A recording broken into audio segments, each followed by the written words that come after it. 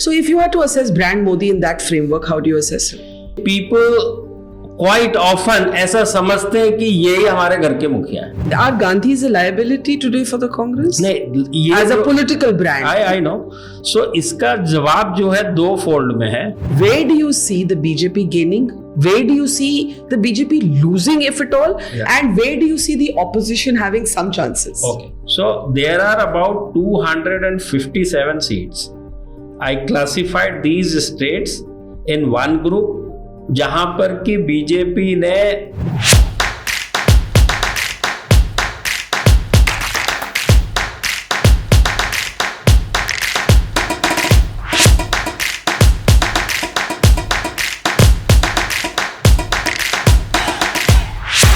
Pradeep ji, we all know you as India's foremost, most successful psephologist. But before I come to 2024, I have to ask you कि आपके लिए personally, what has been the most difficult election to forecast, to understand, to read, कि वो अभी आनी है?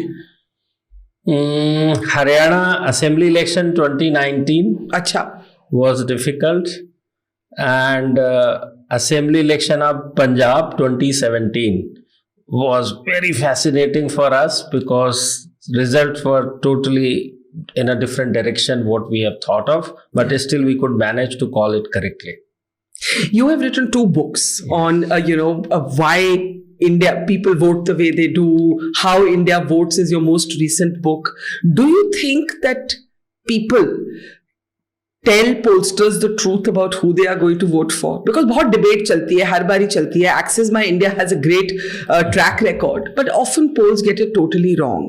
और जैसे जैसे लोग होशियार होते रहते हैं, ज़्यादा aware होते जाते हैं, वो चाहते भी नहीं शेयर करना अपनी political preference.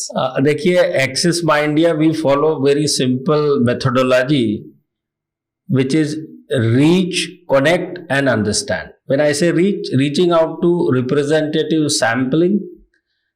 When I say connect, as you rightly pointed out, लोग बताते नहीं हैं. They are reluctant. They have fear factor. So many things. So when I say connect, that is where the real crux lies. If you try and bring some value proposition to them, and that is what we try and do, some kind of a value proposition. We cannot go in a straight way whom you are likely to vote or whom you have voted for. Right. तो वो हम कभी नहीं करते हैं. हम कोशिश करते हैं, पूछते हैं कि आपकी समस्याएं क्या है, इश्यूज क्या है, लाइक्स क्या है, डिसलाइक्स क्या है, एस्पिरेशंस क्या है, और आपको क्या लगता है इन सब का समाधान कर पाने में कौन उपयुक्त है, और उसके हिसाब से हम उनसे कनेक्ट करते हैं. कंफर्ट लेवल आता है जब दोनों पार्टी के बीच में, तो insight start flowing in seriously and meaningful. So now, this is the connect. So I'm going to come later to how and why you got interested in this. But आप हमारे साथ हैं और तो हमारे सारी audience will want to know. Prime Minister Modi has given a call for अब की बार 400 पार. It has been described as a unrealistic but not impossible slogan by many people. Is that how you see it, or do you see it as more rhetorical? None of this. See, in any election for that matter, सबने एक अपना agenda set करना होता है जिसको आप message कहते हैं. एंड मैसेंजर होना चाहिए, of course in this case prime minister Modi. So they have set their agenda अब की बार 400 पार. जैसे आपने पुराने समय में देखा होगा बीजेपी का अब की बार अटल बिहारी. यस, है ना. जी. तो इस तरह से एक मैसेज इज इंपॉर्टेंट जिसके अराउंड सारा का सारा कैंपेन इवॉल्व और रिवॉल्व होता है. तो उन्होंने एक अपना एजेंडा सेट किया. पिछली बार एनडीए की 352 सीट्स थी जी. तो एक मामूली 10% उसमें बढ़ोतरी तो हर नजरिए से देखी जानी चाहिए. तो that is how he set the target of 400 and उसको लेके कम्युनिकेट कर रहे हैं और उसको लेके ट्राई कर रहे हैं, जो कि किसी भी पॉलिटिकल पार्टी का एक नैरेटिव होना चाहिए जी. लेकिन अगर हम 2014 का चुनाव देखें, it was a vote for change. You know, it booted out the UPA, it brought in the Modi government. 2019 in many ways was a national security election. It was held against the backdrop of Pulwama and Balakot. मैं ये नहीं कहती कि वही सिर्फ मुद्दा था, but that was in many ways the defining framework. अगर आप 2024 का चुनाव देखें, what is the defining framework according to you? Is it the mandir? Is it the governance and the record of the Prime Minister? What is it? I would say only one, which is delivery. बाकी सब चीजें, Delivery means performance. delivery means performance to the largest or section of society, जो सबसे ज्यादा impact कर सके लोगों के जीवन में, वो मुद्दा काम आता है. मैं ये नहीं कह रहा कि ये मुद्दा काम आता है या वो मुद्दा काम नहीं आता, आप नेशनलिज्म कह लीजिए या जो भी कह लीजिए, बट सवाल ये उठता है कि what are you for as a leader. जो पब्लिक आपको चुनती है तो वो आपको क्यों चुनती है? You are a public representative, जन प्रतिनिधि. तो यदि आप उनकी समस्याओं को, उनके विषयों को ना जाने, रिजोनेट ना करें, उसको राइट फोरम में लेके ना जाएं और उसके लिए अप्रोप्रिएट सॉल्यूशन डिलीवरी ना करें. सॉल्यूशन हो सकता है, बहुत अच्छे हो सकते हैं, but unless it is delivered, no point, बात ही रह जाएगी. तो दैट इज व्हाट यू से कथनी एंड करनी, सेइंग एंड डूइंग. तो जनता उसी तरह से देखती है, क्योंकि आप ये मान लीजिए जो 100 वोटिंग मशीन के अंदर आते हैं, टर्न आउट 100 में से 67 आए, 2/3 आए, 2/3 का 80%, जो 100 वोट आए उसमें से 80% लोगों का जीवन गवर्नमेंट ऑफ द डे के ऊपर डिपेंड होता है, डायरेक्टली और इनडायरेक्टली.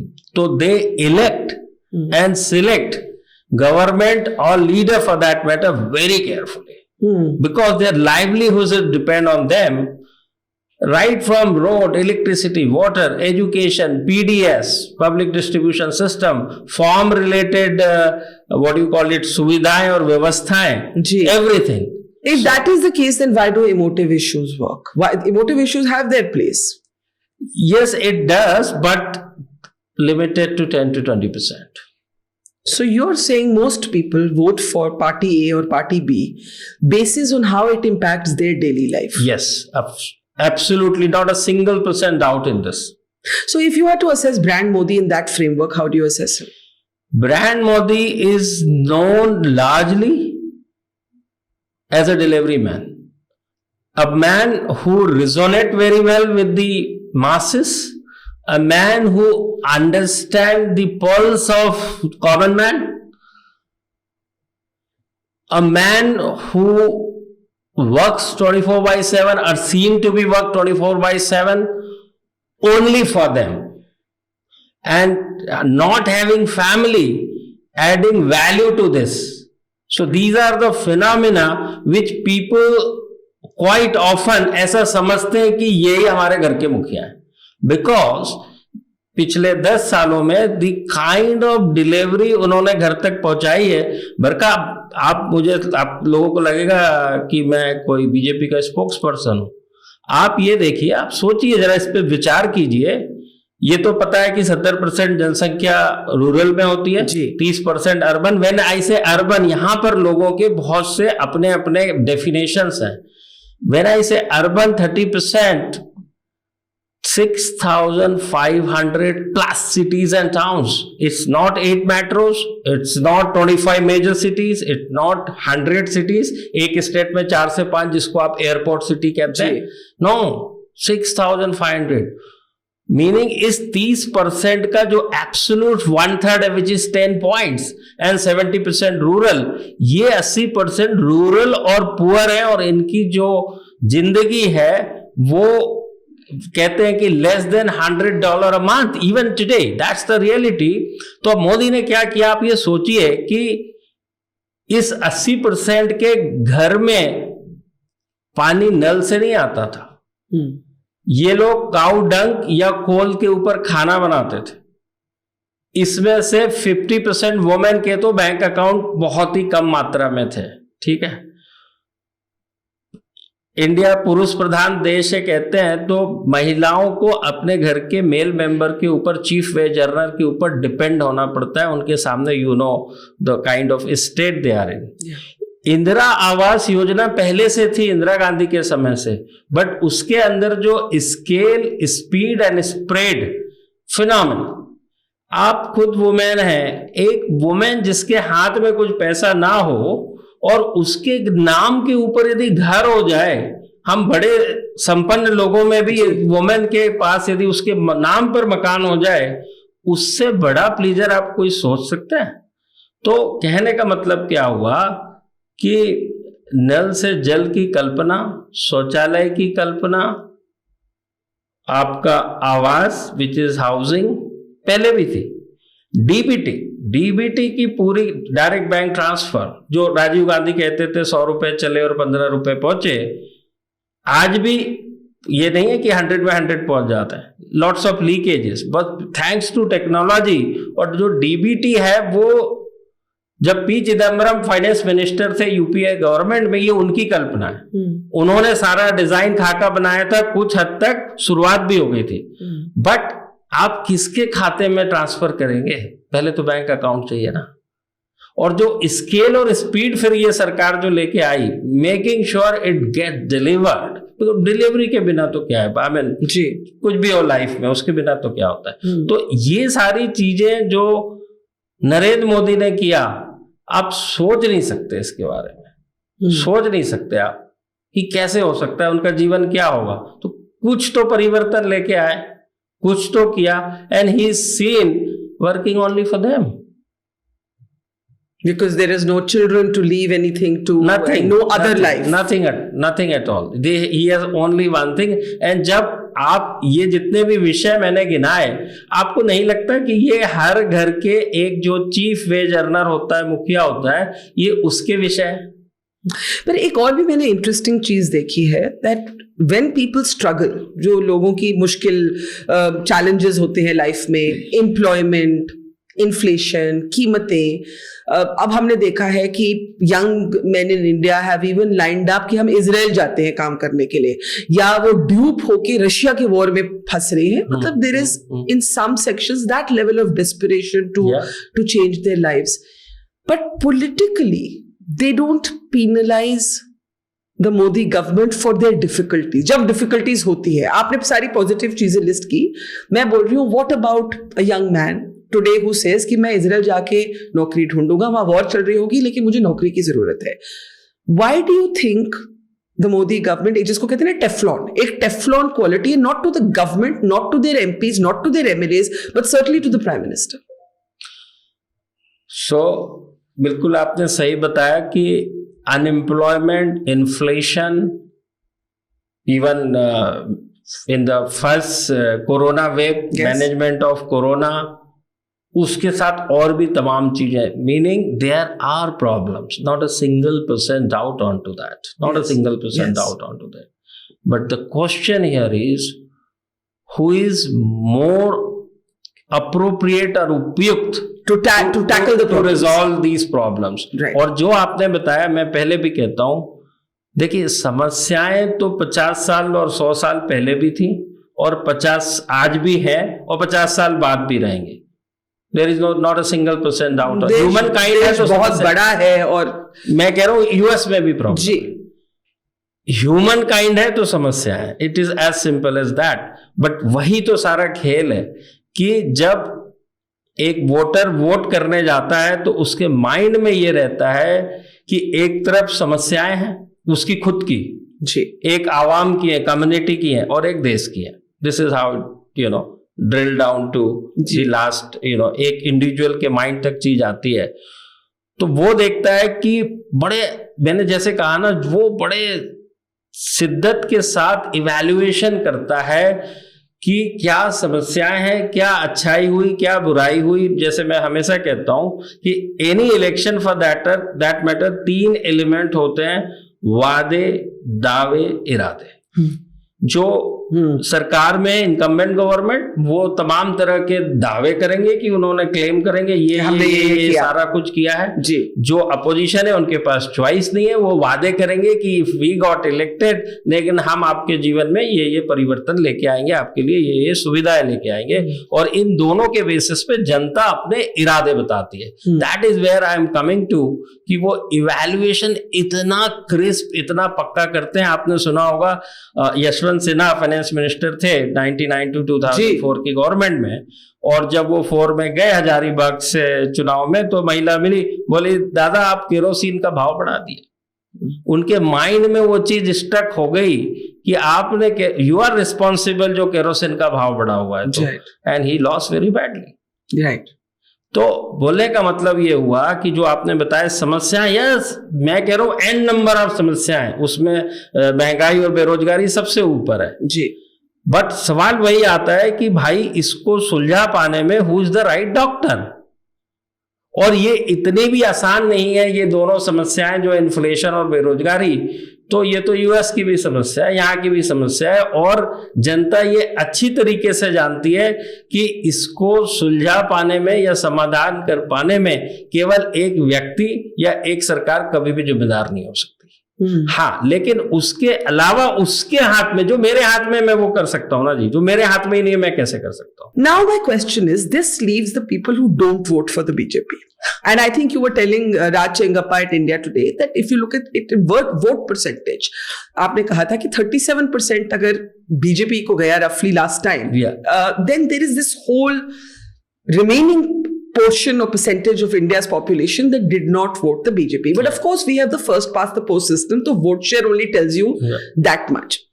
अब आप opposition का narrative अगर आज देखें, तो आप उसको किस तरह से देखते हैं?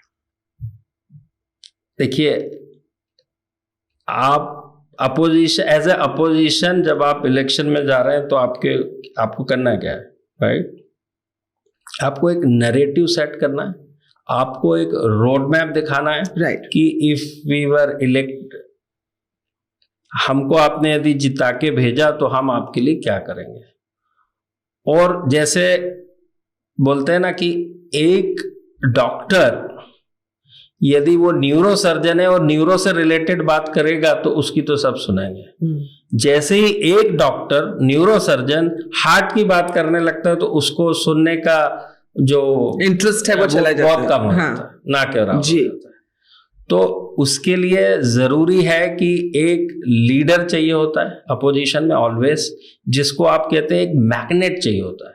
चाहे इंदिरा गांधी हो, चाहे जवाहरलाल नेहरू हो, चाहे महात्मा गांधी हो, और चाहे आपके अटल बिहारी वाजपेयी हो या जो भी हो, बिना मैग्नेट, या वीपी सिंह हो, बिना मैग्नेट के आप लोगों, यानी इलेक्शन क्या है, election is winning hearts of the people and it can not be fake. मैं ये हमेशा कहता हूं, तो इसीलिए वो मैंने डॉक्टर की एनालॉजी ड्रॉ करी कि वो फेक या सीरियसली देखा जाना चाहिए, तब तो आपकी बातों में लोग बिलीव करें। जो 14 में मोदी ने कहा आपने उनको 60 साल दिए, मुझे 60 महीने दे दीजिए, and backed by some kind of a performance wherever whatever, तो वो बहुत जरूरी होता है। अब अपोजिशन की जब बात करें आप, तो सामने मेजर अपोजिशन पार्टी कांग्रेस है, बट दिक्कत ये है कि कांग्रेस आज जब फोर फ्रंट पे, तो उनके पास बैक करने के लिए लेगेसी जो है, नेगेटिव लेगेसी आज की डेट में ज्यादा नजर आती है बिनिस्बत पॉजिटिव के भी बहुत कुछ है। नरसिम्हा राव गवर्नमेंट का परफॉर्मेंस इतना जबरदस्त था, I would say that is the turning point of Indian economy, but Congress ही खुद ही बात नहीं करना चाहते उसकी, फॉर देयर ओन, उनके अपने कारण है जी। तो भाई जो आपकी स्ट्रेंथ है आप उसको शोकेस तो करेंगे ना एज अ मार्केटिंग जी, तो वो वहां पर बहुत बुरी तरह से मिसिंग है। ना ही क्रेडिबल फेस है, ना ही क्रेडिबल पास परफॉर्मेंस है जिसको कि आप शोकेस करना चाहते हैं, और उसके बेसिस पे आप एक रोड मैप बना के जनता के सामने जाएंगे और वोट सीख करेंगे। दूसरी जो अपोजिशन पार्टीज हैं उनकी क्रेडेंशियल्स बहुत अच्छी है, इंडिविजुअल भी जबरदस्त हैं, चाहे ममता बनर्जी की बात कर लीजिए, चाहे नीतीश कुमार की बात कर लीजिए, चाहे आप जिसकी भी बात कर लीजिए, they have a at least better credential to showcase. So are Gandhis a liability today for the Congress? नहीं, as a political brand. I know. So इसका जवाब जो है दो फोल्ड में है। क्या दिक्कत है कि जो गांधी या एक जो आइडियोलॉजी है, which is a thought process, एक काम करने का तरीका जी, वो आपको देखना होगा वो कहां से ड्राइव हो रही है। वो ड्राइव हो रही है कि हम सब एज इंडियन, आजादी के पहले राजा महाराजा और वो लोग रूल करते थे, सिस्टम क्या था कि राजा का बेटा राजा, और उसी से चलते चलते आप आगे बढ़े। उसके बाद आजादी मिली, चलिए महात्मा गांधी ने नेहरू को डिक्लेयर कर दिया प्राइम मिनिस्टर। उसके बाद चूंकि हमारे जीन्स में वही, हमारे घर की बात ले लीजिए, वही होता है। हम घर में भी तो उसी तरह, कुछ बिरलों को छोड़ दीजिए, नारायण मूर्ति जैसे लोगों को, बाकी तो आप पाएंगे सारे कॉर्पोरेट्स में बाय एंड लार्ज यही है। तो वो हमारे जीन्स में है जी, और वही कांग्रेस में ट्रांसलेट हुआ। तो अब वो जो सॉफ्टवेयर था वो 91 में चेंज हुआ, तो देखिए सारा का सारा कुछ चेंज हुआ। Thought process got change. Professional Manmohan Singh ji को वो लेके आए, फाइनेंस मिनिस्टर बनाया और he done the tricks. Correct. But somehow उसके बाद वापस हम उसी लेगेसी इशू में चले गए। तो मैं हमेशा कहता हूं कि जो नया जमाना है, नई मशीनरी है, अब आप उसको पुराने सॉफ्टवेयर से नहीं चला सकते। This is where the disconnect is. But दिक्कत यह है कि Gandhi unites the Congressman, the party. अब तो नहीं ना। अब एक्सोडस देखिए किस लेवल पे हो रहा है। एक जमाने में ये कहा जाता था Gandhi is the glue, which is why you can't have a different face. But is that still the case? It is, because जैसे ही गांधी बाजू होते हैं वो आपस में लड़ने चालू हो जाते हैं। आप गहलोत वाला जो एग्जाम्पल है, जिस समय कांग्रेस का नेशनल प्रेसिडेंट का election, correct, and he was declared as a candidate, but क्या इन फाइट की वजह से ही वो घटना नहीं घट सकी, which is quite evident, right. Kharge ji को उन्होंने बनाया, आप भी जानते हैं, हम भी जानते हैं, सब जानते हैं कि Kharge ji versus Shashi Tharoor professionally he is far better. दोनों तो साउथ इंडिया से आते हैं, तो वो क्वेश्चन भी खत्म हो गया कि भाषा और रिजोनेट पूरे हिंदुस्तान के साथ। तो आई वुड से भाषा के हिसाब से तो शशि थरूर ही बेहतर है। बट समहाउ वही गांधी वाली चीज ड्राइव हो रही है, वही थॉट प्रोसेस ड्राइव हो रही है, वही डिसीजन मेकिंग। सी, एक जब आप किसी पार्टी या व्यवस्था के लीडर होते हैं तो सारा का सारा खेल डिसीजन मेकिंग का है। तो यदि डिसीजन मेकिंग अभी भी by family style and by the family ली जा रही है, तो परिवर्तन कहां से होगा? मैं सबको एक सिंपल बताता हूं भाई, आप उसी रास्ते पे चलेंगे तो वो उसी डेस्टिनेशन पे ना पहुंचेंगे, कहीं और कैसे पहुंचेंगे? What is different according to you in the BJP's decision making? वहां पे भी आजकल कहा जाता है कि दो लोग सारे फैसले लेते हैं, मोदी जी और अमित शाह जी। यहाँ पे एक परिवार डिसीजंस लेता है। In the BJP the RSS has some say, but eventually it's the Prime Minister and Mr. Shah's decision. तो अगर आप इन दो मॉडल्स को कॉन्ट्रास्ट करें तो आपको क्या फर्क नजर आता है? वही, जैसे आपने बताया कि आप डिसीजन तो दो जने ले रहे हैं, बट जो डिसीजन ले रहे हैं उसके अंदर कितना बायस है, bias towards a particular cause और फैमिली, और फॉर दैट मैटर यदि इसकी बात कर रहे हैं बीजेपी की, तो ये कितना बायस, जो सब लोग ये मानते हैं कि BJP is more like a Hinduism and all that. जो भी आप डिसीजन ले रहे हैं उसमें कितना हिंदुइज्म है, कितना पीपल जिसके लिए आप बने। आप कुर्सी पे बैठे काहे के लिए? कुर्सी पे बैठे केवल आप लोगों को देखने के लिए, आपके नागरिक और सिटीजन्स के जीवन में परिवर्तन लाने, सकारात्मक परिवर्तन लाने के लिए बैठे। तो बोलते हैं ना कि यदि मैंने एक पेन खरीदा है और वो पेन चले ना, तो मैं सीधा डस्टबिन में भेज दूं, चाहे वो कितना ही 2 लाख रुपए का हो, 1 लाख का हो, मोबलांक का हो, सोने का हो, चांदी का हो, जैसा भी हो। तो सवाल ये है कि जो डिसीजन लिया जा रहा है उस डिसीजन के अंदर कितना अनबायसनेस है और कितना जो कॉज है सामने जिसके लिए वो डिसीजन ले रहे हैं उसको ध्यान में रखते हुए कितना लिया जा रहा है। एंड बेसिस दैट, यदि भाई मैं पब्लिक हूं, मेरे सरोकार की चीज आप कर रहे हैं, तो मैं आपसे क्यों नहीं जुड़ूंगा? और भाई भी हो, फैमिली भी हो, और आप मुझसे लड़ाई लड़ रहे हैं, तो मैं कहां आपके साथ चलूं? This is human psychology. तो ये सारी चीजों को अपोजिशन समझेगा, बट ये साइक्लिक नेचर होता है, ये नेचर में सिस्टम है कि जब बहुत ज्यादा गर्मी, एक्सट्रीम कंडीशंस हो जाती हैं तो बारिश शुरू हो जाती है। तो एक 20 साल का, जिसको आप जनरेशन कहते हैं, साइकिल होता है, तो 20 साल के बाद फिर परिवर्तन आएगा।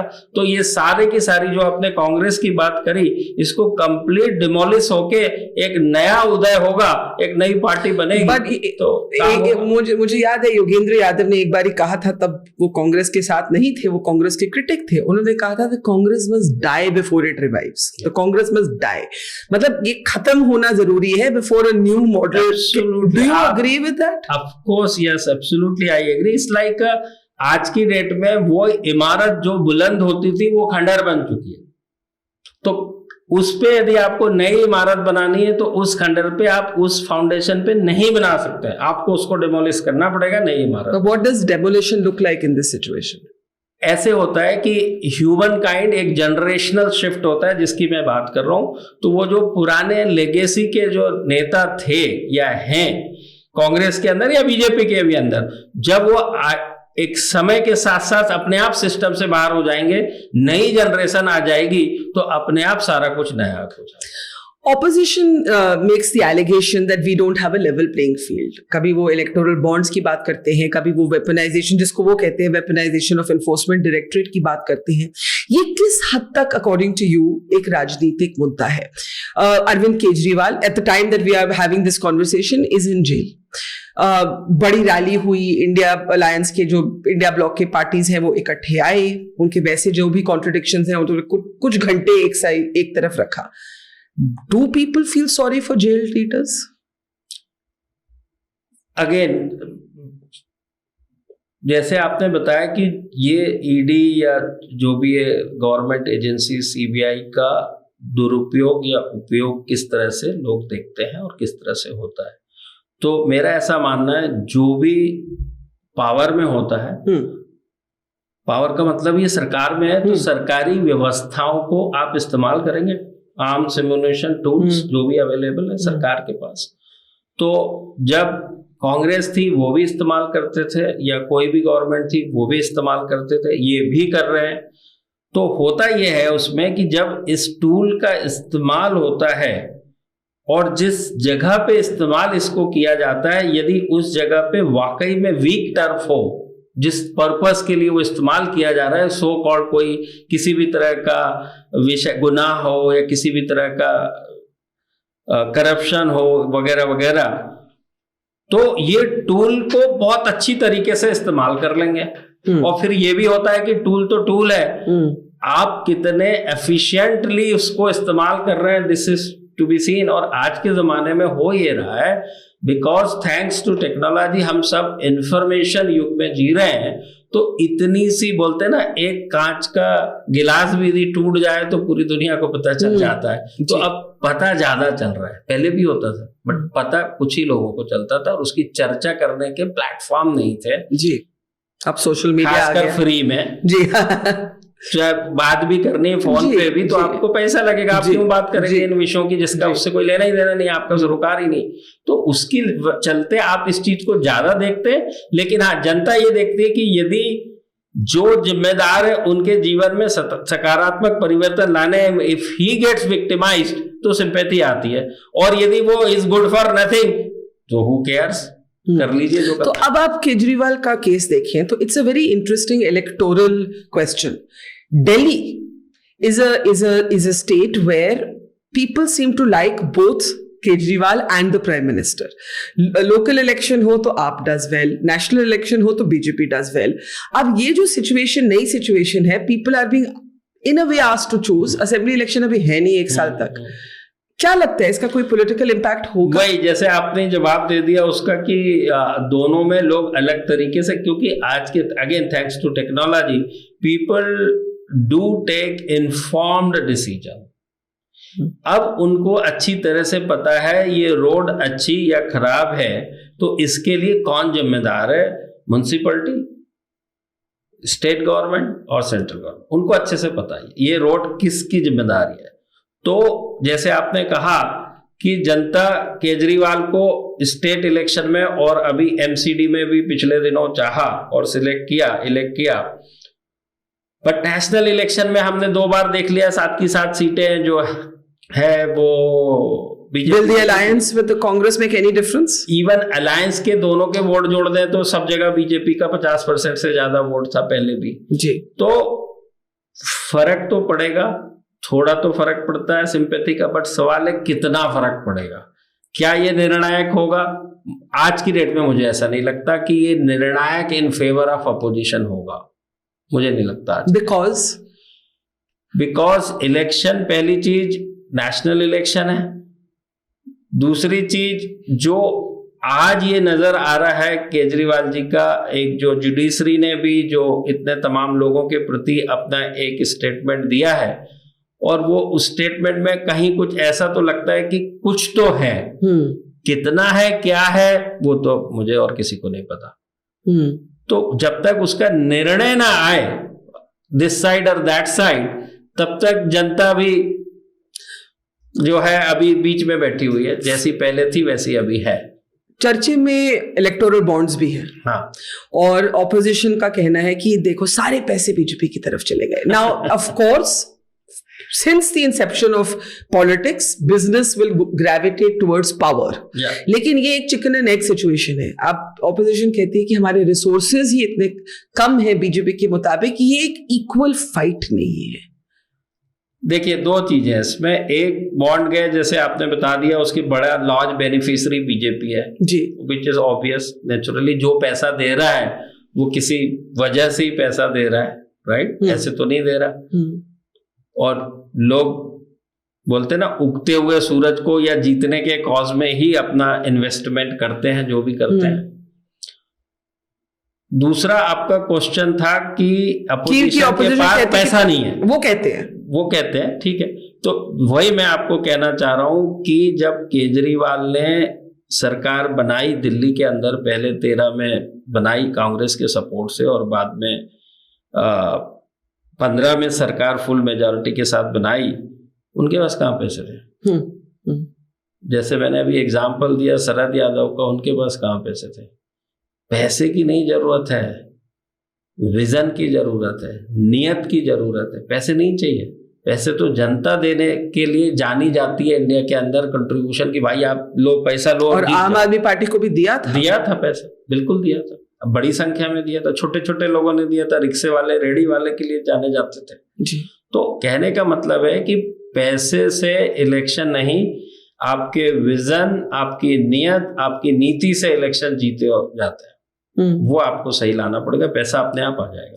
Can you talk a little bit about the role of alliances? will they matter in this election? अब आप नीतीश कुमार को देखें, aside of the jokes कि वो पलटू चाचा हैं, वो फ्लिप फ्लॉप है, वो उनका घर वापसी भी डिफाइन करना मुश्किल है क्योंकि उनका घर ही बदलता रहता है। What will be the impact of a Nitish Kumar returning, of the alliance for the BJP not happening as they had hoped in Odisha, in Punjab? यहाँ पे इस तरफ देखें तो महाराष्ट्र में confusion ही confusion, और लड़ाई झगड़े भी चल रहे हैं सीट एडजस्टमेंट्स को लेके। What will be the role of alliances? See, पहले अपोजिशन के पॉइंट ऑफ व्यू से अब अलायंस की बात करते हैं। जैसे मैंने कहा ना कि आप जो डिसीजन ले रहे हैं, जो नीति बना रहे हैं, to the extent of forming the alliance. Again, आप दोनों जने, जो भी दो अलायंस पार्टनर हैं, दोनों जनों का जब तक वेस्टेड इंटरेस्ट पार्टी नहीं फैमिली होगा या इंडिविजुअल होगा तो फिर बात नहीं बनेगी। मैं यही कहता हूं कि कंट्री के अंदर इतने सारे छत्रप हैं, राजा हैं, पर दिक्कत यह है सबको महाराजा बनना है। सब कैसे बन सकते भाई? एक ही तो बनेगा। एक समस्या ये है। दूसरी समस्या ये है जैसे कि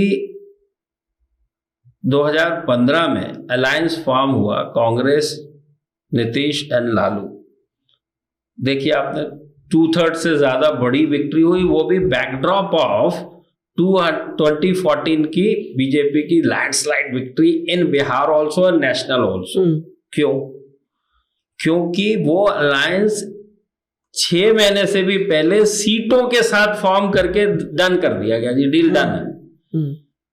क्योंकि नीतीश कुमार बीजेपी से निकल के 13 में जैसे अनाउंस किए वो उधर आए थे, लालू जी स्ट्रगल कर रहे थे पिछले 2010 सालों से, पावर के बाहर थे, तो उन दोनों के पास कोई चॉइस नहीं थी, और कांग्रेस तो बिहार में ऑलमोस्ट हाशिए पे पहले थी।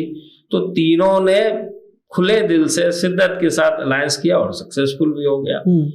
वही चीज नीतीश कुमार जी ने अभी रिपीट करनी चाहिए। ऑल इंडिया के केस में कोशिश भी की, मेहनत भी की, बट आप ये देखिए कि ऑल ऑफ सडन किसी ने आया और बोला कि हम एक काम करते हैं, खड़गे जी को प्राइम मिनिस्टर बना देता, जो कि उनको अच्छा नहीं लगा।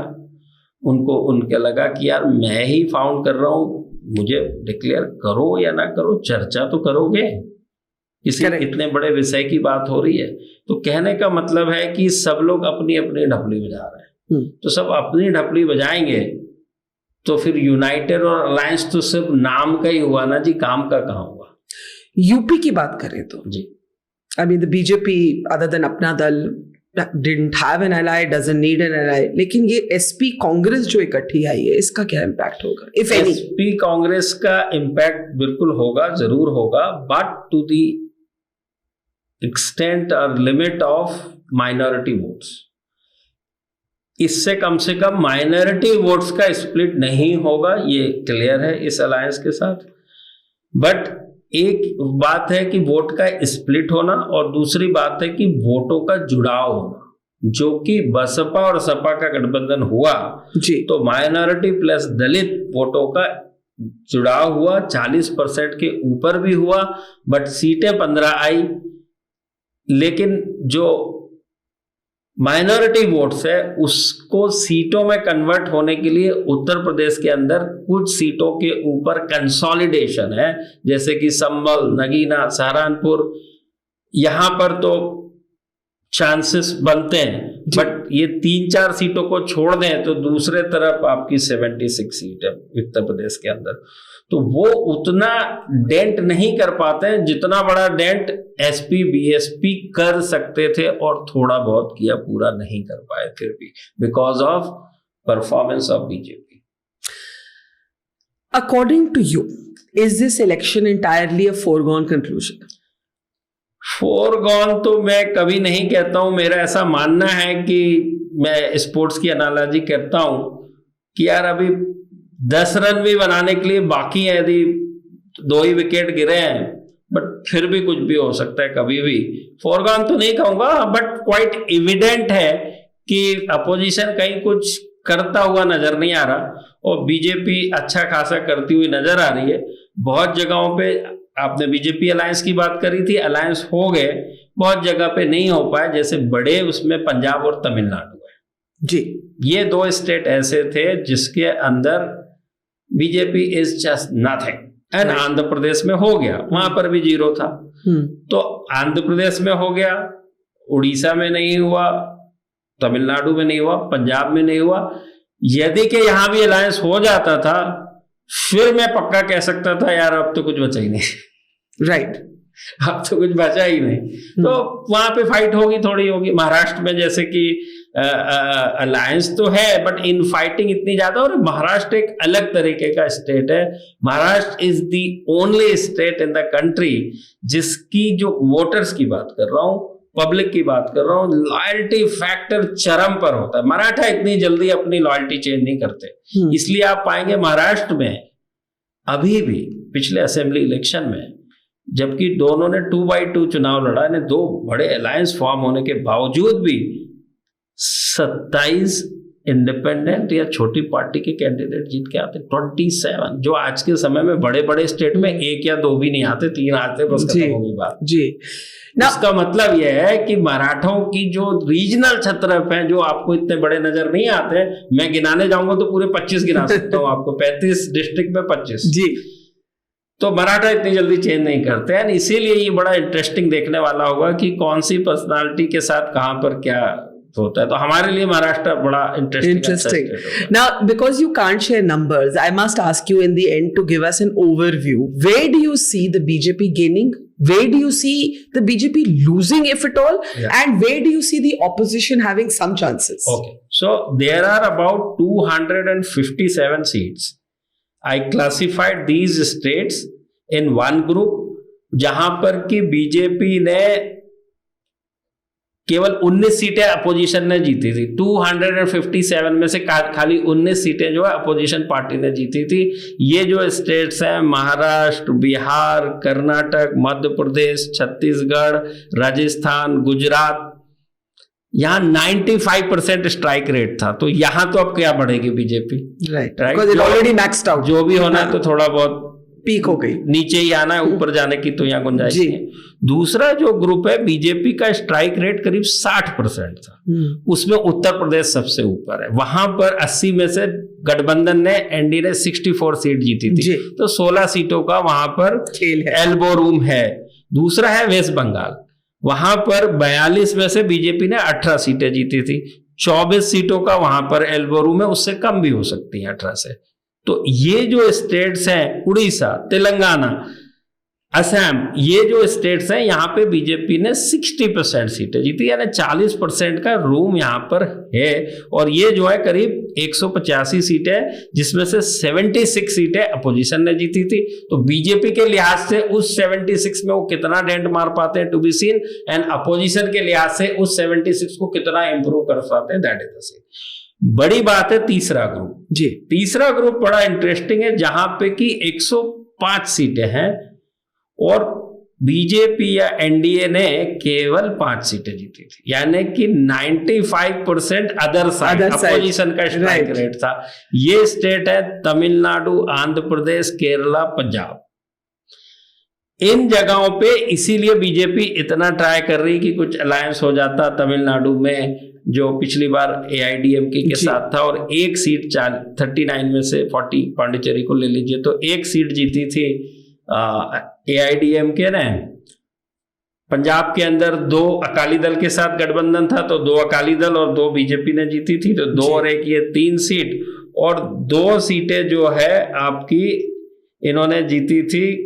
कश्मीर को भी छोड़ दीजिए आप, तो कुल मिला के अकाली दल, बीजेपी, एआईडीएम के 5 सीटें इन्होंने, एनडीए ने जीती थी। अब तो अकाली दल और एआईडीएम के दोनों अलायंस पार्टनर नहीं है। तो कहने का मतलब क्या हम ये कहें कि 5 के भी नीचे चले जाएंगे? तो ये जो स्टेट्स है, ये ऐसे स्टेट्स है दोनों के हिसाब से, लिहाज से अच्छे, बट यहाँ 105 ही सीट है। Any x factor? X factor is कि बीजेपी खुद ऐसी कोई गलती ना कर ले जिसका उसको पछतावा हो। ये एक एक्स फैक्टर है। जब आप जीतते जाते हैं, जब आपकी बहुत अच्छी पोजीशन होती है, तो जनरली ऐसे हो जाता है कभी कभार कि over confidence, not over confidence, but कोई ऐसा विषय पॉपअप आप खुद ही कर लेते हैं जिसकी जरूरत ही नहीं थी जी। तो एक वो फैक्टर है। और दूसरा है कि अपोजिशन कितने अच्छे से रोड मैप तो बनाया है उन्होंने, सारा महंगाई और बेरोजगारी वगैरह वगैरह एक विषय बनाया, बट उस विषय को कितना अच्छे से कम्युनिकेट कर पाते हैं लिमिटेड टाइम में। कंट्री बहुत बड़ा है, एंड विदाउट अ फेस के बिना तो मेरा मानना है कि हमेशा फेस की खुद की अपनी 4-5% का वोट शेयर खुद का होता है, पर्सनालिटी का होता है, उससे लोग जुड़ जाते हैं। मैग्नेट के बिना बहुत मुश्किल काम है। विदाउट सेइंग इट आप कह ही रहे हैं कि फोरगॉन कंक्लूजन है आपके मुताबिक। मैं अपने मुंह से तो कुछ नहीं कह सकता क्योंकि मेरा प्रोफेशन अलाउ नहीं करता ये चीजों को, लेकिन ये कह सकता हूं कि this is the dynamics, political dynamics of opposition and ruling party at this point of time, जो मैंने कोशिश की आपको डिकोड करके। ना, it was fascinating, but I want to end with a personal couple of minutes personally. इस line में आप कैसे आए, या आपकी क्या कहानी है? आपने ये तो सबको बता दिया कि लोग कैसे वोट करते हैं, क्यों वोट करते हैं, but how did you get so interested in this? So थोड़ा सा मैं फैमिली बैकग्राउंड बता दूं कि मेरे फादर फ्रीडम फाइटर थे। आप कहाँ से हैं? मैं कहने को मध्य प्रदेश से हूँ, मेरा जिला बालाघाट है, असेंबली कंस्टिट्यूएंसी वाराणसी सिवनी आती है, जिससे लास्ट टाइम शिवराज सिंह जी चौहान के साले ने कांग्रेस में शिफ्ट होकर कांग्रेस की टिकट से चुनाव लड़ा था। ये वो असेंबली कंस्टिट्यूएंसी है, इंपॉर्टेंट असेंबली कंस्टिट्यूएंसी है। और फादर मेरे फ्रीडम फाइटर थे जी, पोएट थे, राइटर थे जी, गांधी जी के साथ सेवाग्राम में काम किया। तो उनका क्या विजन होगा कि एक दिन अपनी प्रेस होनी चाहिए, एक मीडिया हाउस होना चाहिए। तो उन्होंने मुझे प्रिंटिंग टेक्नोलॉजी में शामिल कर एडमिशन दिलवाया, ये कहते हुए कि यार वो सिविल, मैकेनिकल, इलेक्ट्रिकल इंजीनियर क्या बनना है, वो तो इतने सारे। जी, ठीक है। तो नंबर से मेरा पुराना, मैं जब स्कूल से एग्जाम देके आता था, वो जो कैलेंडर में एक छोटी जगह होती है दूध का हिसाब, वहां पे लिख देता था फिजिक्स मेरा स्कोर इतना आएगा, केमिस्ट्री दिस मच आएगा, मैथ्स दिस मच आएगा। और जब मार्कशीट आती थी तो मैं फादर को मैच करा के दिखा देता। दूसरा जो है, मेरे फादर लोकल लेवल पर काफी पॉलिटिकल एडवाइजरी करते थे और स्पीच से लेके सारा क्या कहना कहाँ कहना, आप बिलीव करेंगे कि 60s में मध्य प्रदेश जैसी जगह में इंडिपेंडेंट कैंडिडेट को भी जिताने में मदद की, कंट्रीब्यूट किया। तो शुरू से एक जो माहौल होता है हमारे घर में वो जबरदस्त पॉलिटिकल माहौल था, बिकॉज फादर फ्रीडम फाइटर थे। तो उसमें हम बड़े हुए। उसके बाद नंबर से मेरा, मैंने जैसे बताया, खुद का बहुत लगाव है। मैंने उसी सोच के तहत पिताजी ने कंट्री के सबसे बड़े मीडिया हाउस में मुझे दाखिल करवाया कि अब आप यहाँ पे पढ़ाई हो गई, अब यहाँ पे ट्रेनिंग लीजिए। फिर मीडिया हाउस में एक और चीज चाहिए, एडवर्टाइजिंग। उसके बिना तो मीडिया की कल्पना नहीं कर सकते आप। तो 5 साल फिर मैंने बॉम्बे में एडवर्टाइजिंग एजेंसी में काम किया। जब पूरे 10 साल हो गए, करीब 4-5 साल मीडिया हाउस में एडिटोरियल साइड, 4-5 साल आपके एडवर्टाइजिंग एजेंसी में, फिर अपना काम चालू किया। तो 8-10 साल तक कॉरपोरेट का ही करते थे। हमने नॉन ट्रेडिशनल मीडिया लेके आए, जो रेलवे रिजर्वेशन टिकट के ऊपर ब्रांडिंग, रिजर्वेशन टिकट, वो भी फ्रंट पे। जब लालू जी रेलवे मिनिस्टर थे, उन्होंने मेरे मुंह के ऊपर उठा के फाइल फेंक के मार दी। मैंने कहा कि सर, रेलवे को कुछ रेवेन्यू मिल जाएगा, आप इतना स्पेस मुझे दे दीजिए छोटा सा। बोले आप क्या चाहते हैं कि मैं अपनी रेलवे टिकट के ऊपर नंगी लड़कियां छपवा दूं? अच्छा। मैंने कहा मैं तो कुछ बोल ही नहीं पाया, मेरी उम्र बहुत कम थी। अच्छा। तो सुधीर कुमार जी थे, उनके ओएसडी, बोले चलो बाहर चलो। तो उनको मैंने समझाया, सर हम इलेक्ट्रिसिटी बिल का भी काम करते हैं ब्रांडिंग के साथ, जिनको उनको सब्सिडाइज रेट में देते हैं। Meaning media which reach out to each and every household without fail. What you need from any media? Reach, retain, engagement, OTS, opportunity to see, and without any fragmentation. बिजली के bill pay advertisement, हर घर में पहुंचना है, without fail पहुंचना है, sure shot पहुंचना है। तो इतना बड़ा हम लोग लेके आए और करीब 6 स्टेट का काम करते थे। स्टेट के हर घर में जाता था। और gas bill of Indian oil, Indian का और HPCL का, वो भी किया। इसके बाद फिर रेलवे में मैं गया, और एक समय में हम to acquire these advertising rights we were paying 20 crore rupees to railway, 20 crore through tender process in all 16 railway zone. तो लालू जी ने जो फाइल फेंक के मारी थी, वो 15 दिन के अंदर सारे रेलवेज में नोटिफिकेशन पहुंच गया और टेंडर हुए। और एक समय में हम 16 में से 12 रेलवे जोन में ऑपरेट करते थे। अच्छा। And with the help of all this media, country में 25 करोड़ घर हैं, हम 21 करोड़ घर में श्योर शॉट पहुंचाते थे। अमेजिंग। और उसके बाद मैं हार्वर्ड पढ़ने के लिए गया। वहां रॉबर्ट कैपलान मिले, अलग से एक सेशन होता था। Robert Kaplan is a person who was vice chairman of Goldman सैक्स। बाद में हार्वर्ड से जाने के बाद वो फेडरल बैंक के गवर्नर बने। तो उन्होंने मुझे कहा और समझा कि मैंने उनको अपना विजन बताया कि I want to connect with all 25 crore Indian household and resolve their problems. बोले you seems to be very good in connecting people, social element है, फैमिली बैकग्राउंड है, why don't you do the political advisory? अरे भाई, मैंने कहा मुझे तो कुछ भी नहीं पता पॉलिटिकल एडवाइजरी का, मैं तो एक कॉर्पोरेट का काम करता हूँ। तो 13 में उन्होंने, मई में मैं हार्वर्ड गया था, और दिसंबर के फर्स्ट जो टाइम इलेक्शन फोरकास्टिंग की, which is of Madhya Pradesh, Chhattisgarh, Rajasthan, and first election of Delhi, उस समय भी हमने अरविंद केजरीवाल आम आदमी पार्टी को 27 सीटें दी थी, उनकी 28 सीटें। तो this is how it started and fantastic, and now you are a Harvard Business School case study. Yes, yeah. तो 2019 इलेक्शन का जो रिजल्ट आया, फोरकास्टिंग हमारा था, हर एक स्टेट का वोट शेयर और सीट शेयर आइडेंटिकल मैचिंग था। They titled it operational miracle Harvard में। और केस स्टडी अभी पिछले दिनों में कई क्लासेस में पढ़ाई जा चुकी है, और अभी 2 अप्रैल को 2 OPM, owners president management programme में वापस उसको पढ़ाया गया, डिलीवरी की गई। So this is the amazing journey, Pradeep ji. Thank you for this political masterclass. Looking forward to your forecasts in this election, and thank you so much for your time. Thank you very much, Bakha ji, for inviting me. Thank you. Interaction. Thank you.